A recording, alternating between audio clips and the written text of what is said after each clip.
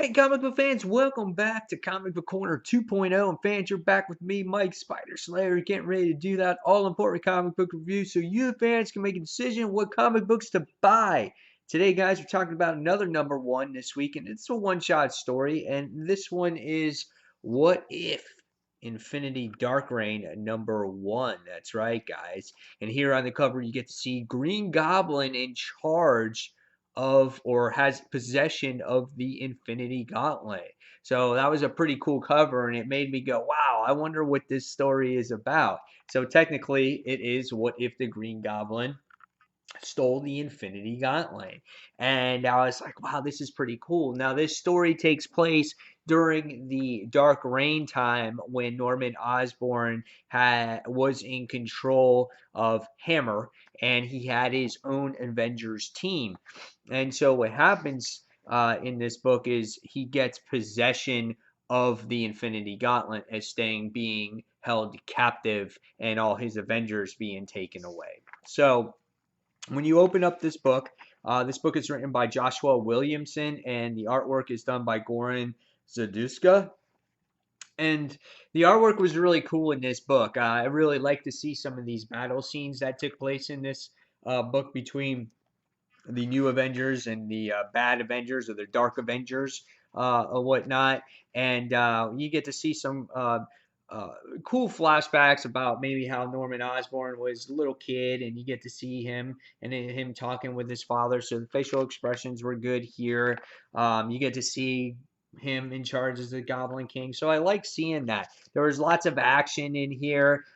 There was a moment in this book where it relives Spider-Man and Gwen Stacy, and I'll talk about that later. This is a cool picture, which I put in the thumbnail of this book with him just being in complete control. And then we have Thanos in this book as well in here, and he's drawn nice. And I thought the colors were well done in here too. So overall, great looking book. And so what is this story about? Let's recap it and let's give you my thoughts on it of this book, and if if you want to go out and read it or whatnot.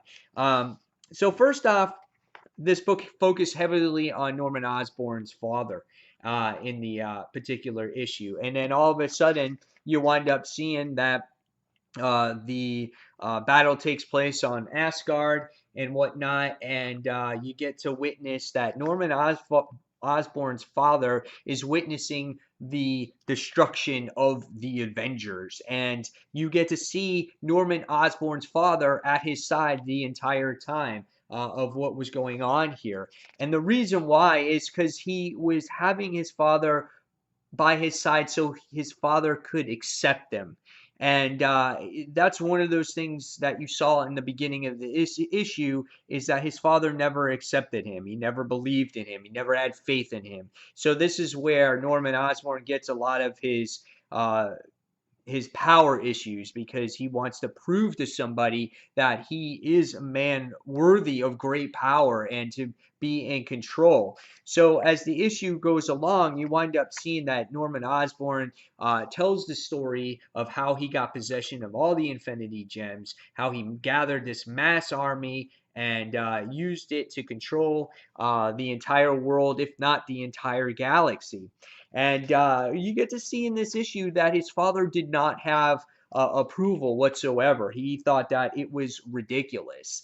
And as the issue continues here, now this is the great part of the issue, which I thought was really neat, as it relives Green Goblin's greatest legacy, the moment in time that everyone remembers. And it flashes back to when Spider-Man tried to save Gwen Stacy and she was dead. And that is Norman Osborn's greatest moment. And what he did with the possession of these gems is he stuck Spider-Man to relive this moment over and over and over again, hearing Gwen Stacy's neck snap. And I was just like, man, that is freaking sick. That's horrible to sit there and let Gwen Stacy go through that. And I was like, man, that's just rude. And he just gets his jollies off of it. He's like, ah, ha, ha, ha. He's like laughing, freaking out. And his dad's like, this is a tyranny. You're a sick bitch. I should have strangled you. It was just insane. And just like, what? And so Norman Osborn gets so pissed off, he casts his spell. And what happens is it flips Norman Osborn's father around and says, "Oh, I love you. I'll support you no matter what." And so what happens in this issue now is that you wind up seeing Thanos make his appearance here, saying that he needs to collect the Infinity Gauntlet. It should be in my hands. You're gonna want someone that wants to love you. I wanted death to love me. I could never happen. That could never happen. And he's trying to give Norman this life lesson here. And Norman Osborn makes this complete short work of Thanos, which I thought was kind of crazy. And in the end, he gets so mad at his father that he wishes him away, that he never existed in space and time. And then what happens at the end is he winds up sitting there, and by doing that, he realizes out of his anger that, holy shit, I just erased my father, so that means I no longer exist, and the Infinity Gauntlet floats off into space. I thought this was a great read. I thought this was a really awesome one-shot story, and it just shoves it right into Norman Osborn's face in the end because he lost control, and he wouldn't admit that Thanos was right in the end. So I thought this was really a great book. I thought it had good action, great story. If you're a Spider-Man fan and you like Green Goblin, I think you're gonna really enjoy this book. And it was a quick read. It only took me maybe a few minutes to read this, but maybe because I was so into the actual story.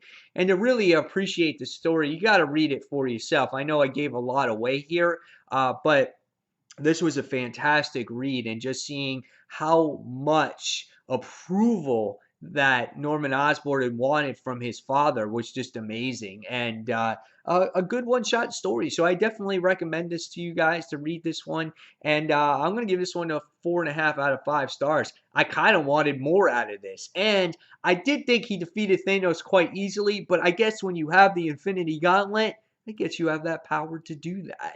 So, guys, leave me in the comments below if you decide to pick this one up, if you decide to pass on it, and were you just as impressed with this story as I was? So, guys, as always, thank you for watching Comic Book Corner 2.0. Until that next comic book review, guys, this is Mike Spider Slayer signing off. Thanks for watching, fans. Take care. Bye.